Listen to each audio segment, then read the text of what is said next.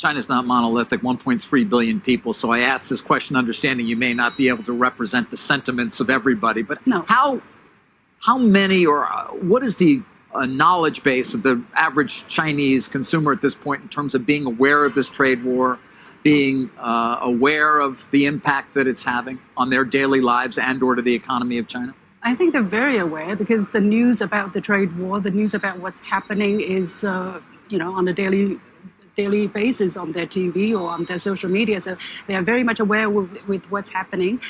In terms of impact, I would say it's a little bit similar to what is happening here. I mean, yesterday I was on the streets. I was outside a market, Target, for instance, to find out inside as well, to find out the prices and I had asked a couple of people how they feel. They mostly didn't feel so much yet. I mean, I guess the tariffs on consumer prices are just kicking in, so it's going to take a while for people to feel the pain, for ordinary people to feel the pain. Although I went to the Chinatown, the souvenir shops there, the Chinese grocery stores there are feeling a bigger hit.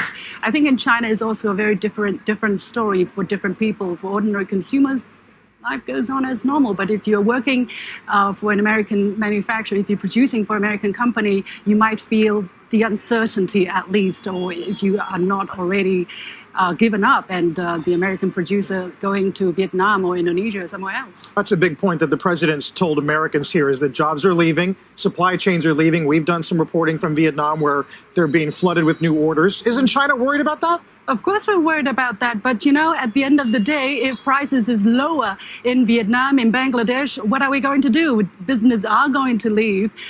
Actually, this started a couple of years ago, right? Since 2015, companies already started to move to places where costs are lower, to Africa as well. So this is simple economics, and we are not going to put tariffs on, let's say, African countries or Bangladesh or Vietnam. We have to upgrade, bring ourselves up on the supply chain, right? Be more innovative, develop our basic research and development so that we can be stronger. So these are the pain of development.